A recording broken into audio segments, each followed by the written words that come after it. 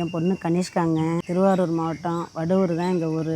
ஒரு தாய்க்கு உன் பிள்ளை நல்லா படிக்கிறதுங்கிறத விட ஒரு சந்தோஷம் என்ன இருக்க முடியும். இருந்தாலும் என் பொண்ணு 10th வந்து நல்லா படித்து ஃபஸ்ட்டு மார்க் வாங்கினான். அவள் அப்பா வந்து அந்த நேரத்தில் ரொம்ப சீரியஸாக இருந்தாப்புல. அந்த மன உளைச்சல்லையும் நம்ம நல்லா படிக்கணுங்கிறதுக்காக அந்த பொண்ணு படித்து நல்ல ஒரு ஃபஸ்ட்டு மார்க் வாங்கி சொல்ல வர நேரத்தில் அவங்க அப்பா இல்லை, அவங்க அப்பா இறந்துட்டாங்க. அப்படி இருந்து 12வதுலேயும் நல்லா படித்து ஃபஸ்ட்டு மார்க்கே ஸ்கூலுக்கு ஃபஸ்ட்டே வந்துட்டு படிக்கிற பொண்ணை வந்து என்னால் படிக்க வைக்க முடியலை. அந்த கோயம்புத்தூரில் கிடச்சிது, இருந்தாலும் அது ரொம்ப இதுன்ட்டு ஒன்றும் பண்ண முடியலை. அதனால் என்னால் அதுக்கு மேலே ஒன்றும் படிக்க வைக்கவும் முடியலை. அந்த டைமில் தான் நான் சும்மா ஒரு கூலி வேலை பார்த்துக்கிட்டு தான் இருக்கேன். டைலரிங் துணி தைச்சிக்கிட்டு இருக்கேன்.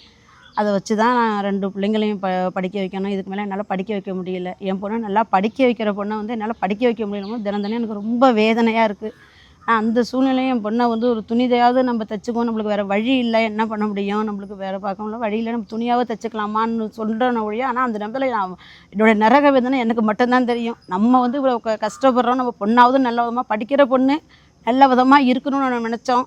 ஆனால் ஒரு தாயாக இருந்து என்னால் அதை பண்ண முடியலன்னு எனக்கு ரொம்ப வேதனை தான். என்னால் ஒரு அடிப்படை வசதி கூட என்னால் பண்ணி கொடுக்க முடியல. காட்டுக்குள்ளே அழைச்சிக்கிட்டு போய் தான் போகிறது மாதிரி இருக்குது, ரொம்ப தூரம் போகிற மாதிரி இருக்குது. ஒரு டாய்லெட்டு கூட ஒரு வசதியோடு எங்களால் பண்ணி கொடுக்க முடியல. எப்படியாவது என் பொண்ணு படித்து நல்லா ஆளாக வந்துடுவா. அவங்க இதை பார்க்குறவங்க என் பொண்ணை உதவி பண்ணி நல்ல விதமாக படிக்க வைக்கணும்.